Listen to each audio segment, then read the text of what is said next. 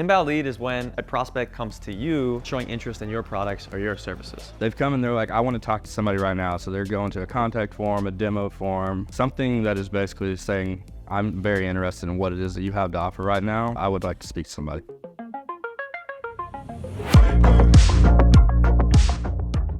Half of sales is trying to get people interested enough to meet with you through outbound efforts. So when someone comes to your company interested in hearing about your product, they're worth paying special attention to. So if you get an inbound lead, the first thing you want to focus on is speed the lead. You want to make sure you're reaching out to that prospect in a quick manner. The faster you can respond to the lead, the higher it has a chance to convert. Don't put it off at all. I hear things like, oh, you have to respond within the first hour, first 5 minutes, whatever it is, drop what you're doing, respond to these folks. The first person or company product to reach out to an inbound lead, those are usually the ones that close. So timing is everything when it comes to inbound leads. Chances are they're looking into other people as well. You're not the only person that sells what it is that you are selling. Here's the thing about urgency. If you don't follow up fast enough, you have the potential to lose twice. First, you obviously miss out on that customer, which is harmful in and of itself for your bottom line. But you also have the potential for them to run to that opposition, that competitor of yours, have a great experience, and they become a referral of theirs. And now you've lost one, maybe two or three or more customers. You want to be the one setting the tone.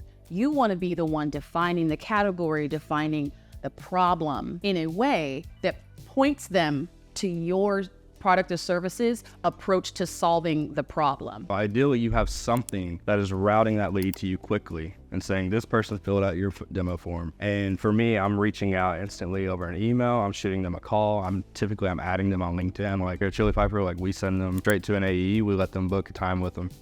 Get to those leads quickly, before your competitors can get to them or they cool off. But some leads might inquire and then never get back to you. That's why it's important to follow up and stay top of mind. So if a lead came to me, I reached out and I didn't hear a response, that entire week, I would really prioritize that lead because the interest is so fresh. I would make sure to call them and prioritize getting in touch with them each day. I'm like, hey, I saw you requested a demo too, and then I have the value prop of my company. And then I have a screenshot of the stuff they're doing and then the screenshot of how we help them so I can easily kind of show before and after. And then I'll be like, hey, does it make sense to connect on this still? Obviously they're interested for a reason. To be honest, they probably just forgot why they were interested. So you have to remind these hot leads why they're interested if they're ignoring you for any reason. Really just be top of mind because they filled out that demo form, so there was some interest.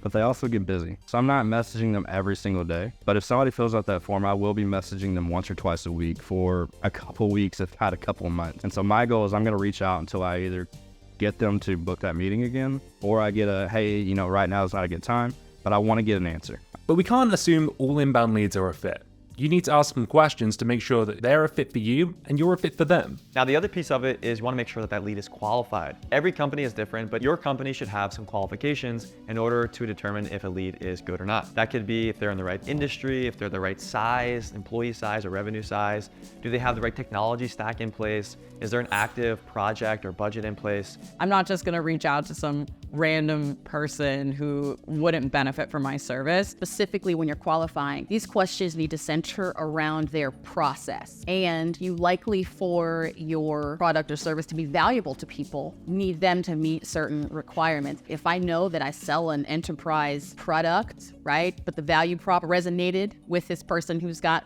a 10 to 50 person company, I just say that to them, right? I tried to tell my reps to think about themselves as if they were librarians. Librarians haven't read every book in the library. However, they know where to find the information. And so when you're dealing with someone who is an inbound lead, you have the opportunity to ask them, what are you looking for? What solution are you interested in?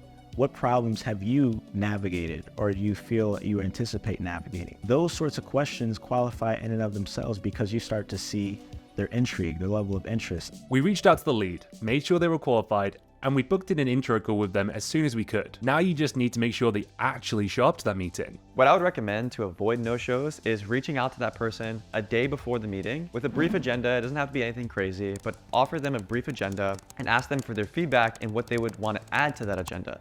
That way it's a low friction ask, you're just getting a response, and if you get a response, it's a higher probability that they will be attending the meeting. What is a clear outcome for the meeting? So agenda, yes, that's the vague, broad way of saying that, but I think outcomes, tangible outcomes, is what will help a person attend a meeting. Incentivize them to get on the call, because if there's no incentive and no context, they're not going to join the call. Send reminders. Seems so simple, but there's a lot of people not doing it. We send a reminder an hour before and even a minute before that have a link to the Zoom, put reschedule links in there as well. A lot of people, things come up and they're not able to make it. And if you don't have a reschedule link, they may just ghost you completely. We did all that, and I think I'm still being no-showed.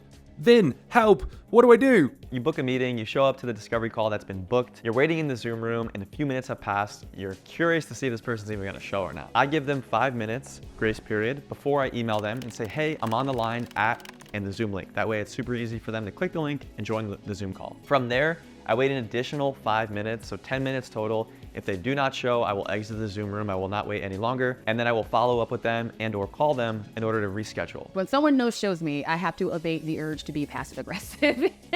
Like messaging. Approach this with empathy. Things happen. And so I try to give folks the benefit of the doubt. Hey, looks like maybe something came up.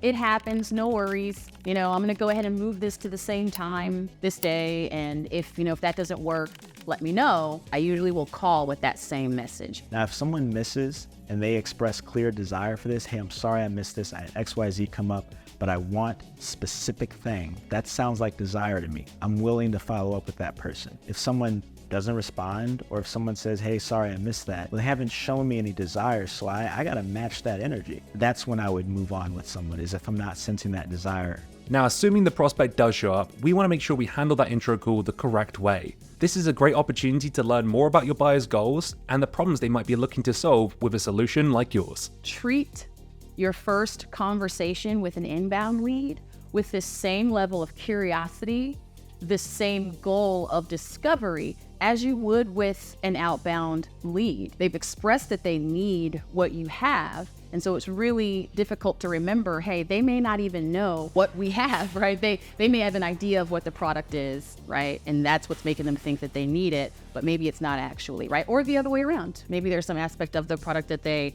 hadn't thought about that might be a fit. With your inbound leads, you already know there's some sort of interest in your products or services.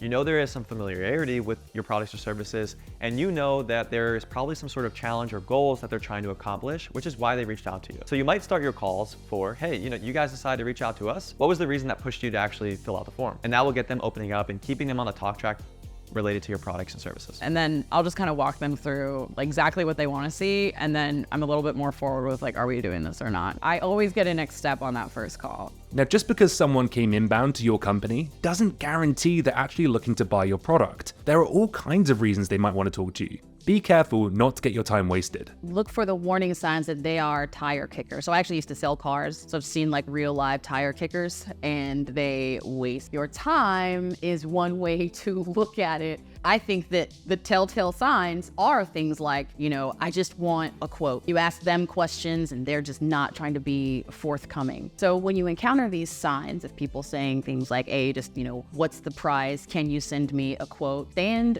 firm on what you know to be true about who's a fit for your product. It's a telltale sign if they won't give you that information that maybe somebody in the organization just didn't want this on their desk and said, hey, call a bunch of people and get some quotes. If they're like, oh, well, this vendor charges this much, I'm like, great, buy their software. You're clearly not buying it, so what's the holdup? Now, at most companies, your marketing team might also be sending over some lower intent leads that are generated from content syndication campaigns, as well as in-person and virtual events. Someone can attend a webinar or download a white paper, and they're an inbound lead. And if you think about where they are in their journey, they're still kind of starting out on that knowledge phase, just identifying who they are, what they're dealing with, and the problem. The point of webinars and podcasts and all those things is just to educate and get them to that point where they're like, okay, this is the thing that we're looking for. They're in that investigative mode, and you want to take advantage of that, and you want to reach out. But what you don't want to do is scare them away. And if you come along and you try and pull them into the end of their story, it's going to be uncomfortable, and you haven't built enough trust to be their Sherpa, so to speak. But for low intent leads, getting the prospect on the phone and asking them why they attended the webinar, how did they like it, asking for feedback. Again, we want to focus on low friction asks. I would approach it less about, hey, do you want to book this meeting? And more about, hey, I saw you downloaded this white paper. A lot of people, when they read this, it's on this page here where it talks about such and such. that really raises an eyebrow. What did you think about that? We'll figure out if this means that, you actually are someone that we need to have a conversation with. But at the end of the day, everybody wins at the end of that conversation. Sometimes you might start getting inbound leads that don't look like good fits. That's where you might want to work on aligning with your marketing team on targeting and messaging. Having an open line of communication between your marketing team, both of you can help each other out. Because sales, we're talking to the people every single day. So when you hear something that stood out, let marketing know. When you hear something that might be a little misconstrued, let marketing know. It's a team effort. So there you have it. You're now ready to handle all kinds of inbound leads by reaching out to the buyer as soon as possible after they inquire, qualifying your buyers, booking an intro call, making sure they show up and booking next steps to continue the deal, all while staying in touch and giving feedback to your marketing team to improve the leads that they send you in the future. Good luck out there, sellers.